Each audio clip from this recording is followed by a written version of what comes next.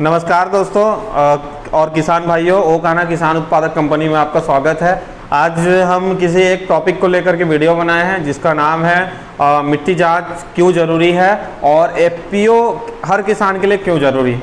देखिए, एफपीओ से रिलेटेड कई सारे वीडियोस आपको यूट्यूब में मिलेंगे और एफपीओ से रिलेटेड वीडियोस हमारे भी चैनल में हमने पहले डाल चुका है कि एफपीओ क्या होता है, एफपीओ का मकसद क्या है, ऑब्जेक्टिव क्या है और बहुत सारी चीज़ें हमने एफपीओ के बारे में बात किया है। ठीक है, तो आज का उद्देश्य ये है, एफपीओ तो बहुत सारे जो डायरेक्टर्स है एफपीओ बना लेते हैं, है ना। एफपीओ बनाने के बाद उनका मेन ऑब्जेक्टिव है लोन लेना, तो लोन गवर्नमेंट के सपोर्ट से या किसी भी बैंक एजेंसी से ले लेते हैं और अपने कोई तो बिजनेस में लगाता है या कोई उस पैसे का दूसरा यूज़ कर लेता है। तो इस टाइप के जो एक्टिविटीज़ है एफपीओ में जो किसान संगठन में होता है वो एक तरह से गलत होता है। तो अगर हम एफपीओ बनाए हैं तो एफपीओ का मेन ऑब्जेक्टिव किसी तरह का बिजनेस या जो हमारे साथ जो फार्मर जुड़े हुए हैं, हमारे लोकल क्षेत्र में जो फार्मर जुड़े हुए हैं उनको फ़ायदा दिलाना। तो फ़ायदे के लिए सोचना चाहिए उनके लिए। उनके गांव में अगर पानी की सिंचाई की साधन नहीं है या उनके गांव में फेंसिंग की सुविधा नहीं है, तो इस टाइप के जो रूरल डेवलपमेंट का काम है वो भी एफपीओ कर सकता है और इसके थ्रू आपके साथ किसान जुड़ेंगे और किसान जुड़ेंगे तो अल्टीमेटली हमारे भारत में किसानों की संख्या ज़्यादा है, तो किसान जुड़ेंगे तो आपको किसानों को एफपीओ के माध्यम से दवाई देना या उनका बीज खरीदना या उनको क्लस्टर में खेती करवाना या आपको जो भी ऐसे छोटे छोटे जो बिजनेस है जो एक दूसरे से रिलेटेड है उसको आप कर सकते हैं। ठीक है, अब दूसरी चीज़ हम बताएं, किसानों को अगर आपको एफपीओ में हमें जोड़ना है तो उनके फ़ायदों की चीज़ें हमें बतानी पड़ेगी और हकीकत में हमको उनको फ़ायदा देना पड़ेगा।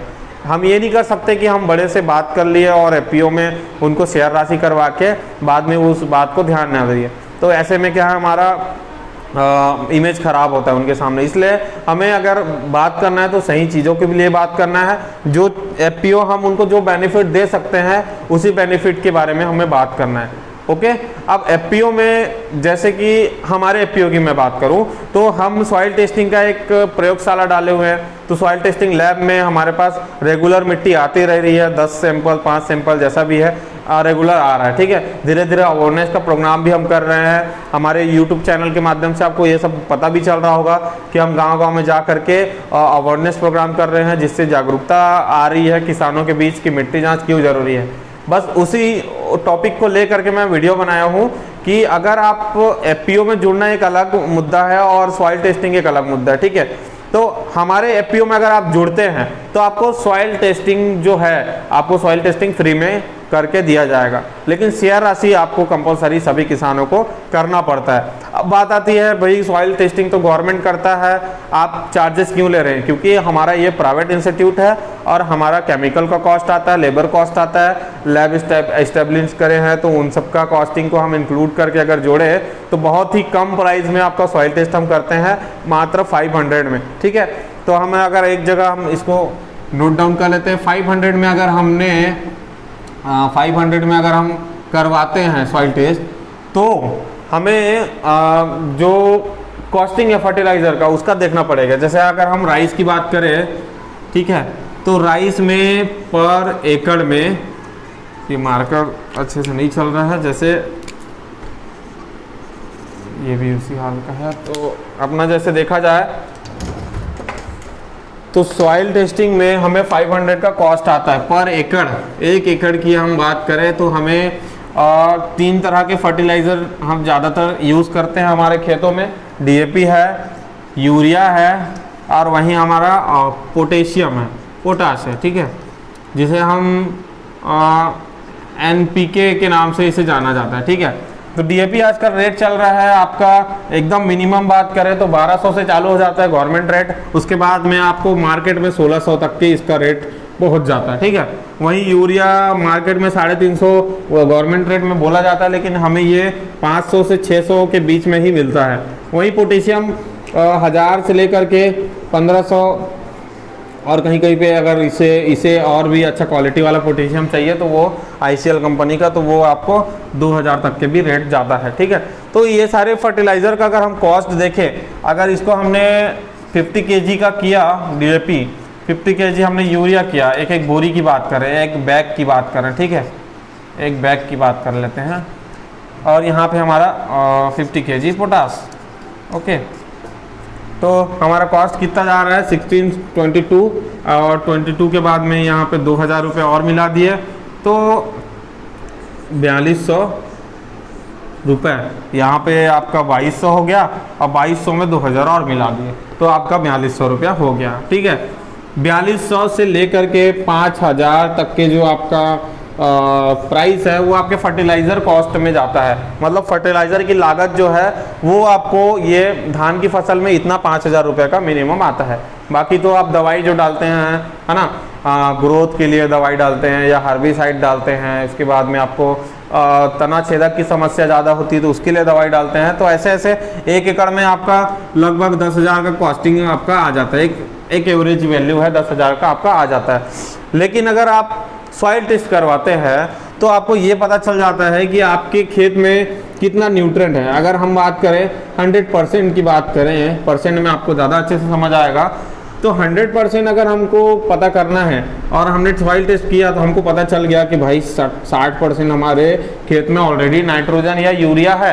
अब 60% अगर यूरिया है तो आप 100% क्यों डालेंगे, आपको तो सिर्फ 60% डालना है। ठीक है, तो इस तरीके से आपका जो आगे का जो है 40% वो आपका बच जाता है। ठीक है, तो आपको 60% अगर आपके खेत में है तो सिर्फ आपको 40% यूरिया डालना है। ठीक है, ये 100% में हमने कैलकुलेशन किया, 60% तो सॉइल टेस्टिंग के बाद पता चला कि 60% आपके में यूरिया है ना, यूरिया आपकी मिट्टी में है। अब यूरिया इसलिए लिख रहा हूँ क्योंकि किसानों को नाइट्रोजन अगर मैं बताऊँ तो ज़्यादा अच्छे से समझ नहीं आएगा, लेकिन यूरिया आपको बताऊँ तो ज़्यादा अच्छे से समझ आएगा। ठीक है, यूरिया में आपको ये एक चीज़ ध्यान रखना है, यूरिया में सिर्फ और सिर्फ 46% हमारा नाइट्रोजन रहता है। ठीक है, अब उसके बाद हम बात करें यूरिया की, सॉरी डीएपी की बात, डीएपी में बात करें तो फॉस्फोरस, इसमें 46% फॉस्फोरस रहता है हमारे डीएपी में।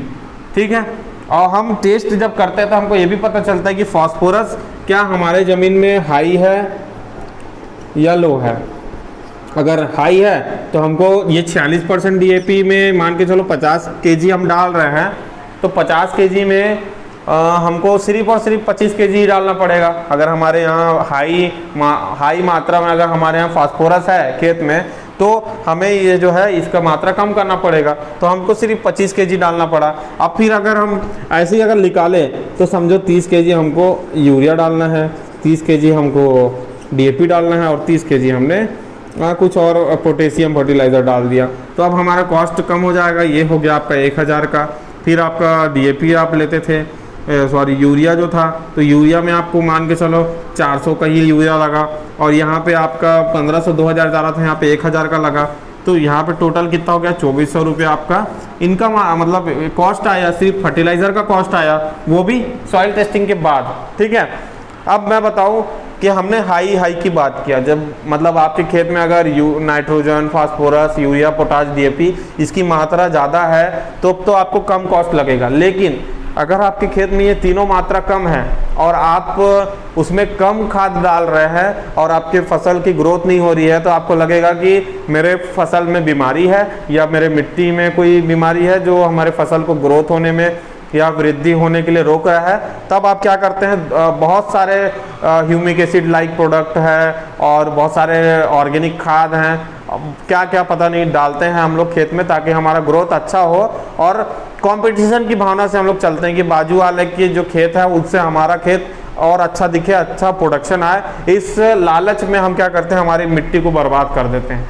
तो हमें सही चीज़ जानना है, सही चीज़ और उसमें डालना है। अगर एक एग्जाम्पल की बात करें तो ह्यूमन के जो शरीर है उसमें जब बीमारी होता है तब हमको पता चलता है कि भाई इसका जो है ब्लड टेस्ट करवाना है या फिर इसका यूरिन टेस्ट, जो भी है, जो टेस्टेस होते हैं वो ह्यूमन के केसेस में हम उनके बीमारी होने के बाद जानते हैं। लेकिन जब मिट्टी में अगर ऐसी कंडीशन आ जाती है तो मिट्टी कभी बोल नहीं सकता, तो इसीलिए इसका क्राइटेरिया ये बनाया गया है कि भाई 5 साल में एक बार आपको 5 साल में एक बार आपको क्या करना है, सॉइल टेस्ट करवाना है। तो सॉइल टेस्ट आप 5 साल में एक बार कराओगे तो हम आपको ये तो पता चलेगा कि आपके खेत में कौन से तत्व की मात्रा ज़्यादा है, कौन सी तत्व की मात्रा कम है, किसे मुझे डालना है, किसे नहीं डालना है, ये चीज़ें आपको पता चलेगी। तो आपका खेत की जो दशा है आने वाले समय में, बोलते हैं कि मिट्टी की दशा खराब हो जाएगी, तो वो अगर उसको आपको मेंटेन रखना है तो आपको इस तरीके से एक वैज्ञानिक तरीके से सोचना पड़ेगा, समझना पड़ेगा और काम करना पड़ेगा, तब जाके आपके मिट्टी की जो स्वास्थ्य है वो सुधर जाएगी। और इस बेस्ड पे हम एक सॉइल हेल्थ कार्ड बनाकर देते हैं जो यहाँ पर लगा हुआ है, और ये सॉइल हेल्थ कार्ड आपको हेल्प करता है किसी भी गवर्नमेंट स्कीम में। जब कोई ऑर्गेनिक प्रोडक्ट के लिए कोई क्लस्टर खेती की बात आती है तो सॉइल हेल्थ कार्ड से आपको पता चल जाता है कि आपके खेत में क्या चीज़ कम है और मैं कौन सी फसल को लगा सकता हूँ। तो सॉइल हेल्थ कार्ड बहुत ज़्यादा ज़रूरी है, हर किसान को सॉइल हेल्थ कार्ड बनाना कंपलसरी है। आने वाले समय में सॉइल हेल्थ कार्ड का महत्व बहुत ज़्यादा बढ़ जाएगा, गवर्नमेंट भी इस पर बहुत ज़्यादा फोकस कर रही है। इसलिए सभी से निवेदन है कि आप एफपीओ में जुड़े या ना जुड़े, लेकिन मिट्टी जांच जरूर करवाइएगा। ठीक है, धन्यवाद। उम्मीद करता हूँ आज का ये वीडियो आपको समझ में आया होगा। और अगर आपको सॉइल टेस्ट करवाना है तो आप खैरागढ़ रोड सहासपुर दिल्ली के पास हमारा ओ कान्हा मिट्टी जांच केंद्र है, जहाँ पर आकर के अपना सॉइल सैंपल ला सकते हैं। विदिन 10 दिन के अंदर आपको सॉइल टेस्टिंग हो करके सॉइल हेल्थ कार्ड आपके घर में पहुँच जाएगा। मात्र 500 एक सैंपल का चार्ज लगता है। तो अगर आप ये चार्ज वहाँ कर सकते हो तो आप हमारे यहाँ, आपका स्वागत है। दोस्तों धन्यवाद, थैंक यू। अगर चैनल को सब्सक्राइब नहीं करें तो सब्सक्राइब कर लीजिएगा और ज़्यादा से ज़्यादा किसानों भाइयों तक इसे शेयर करिए। Thank you.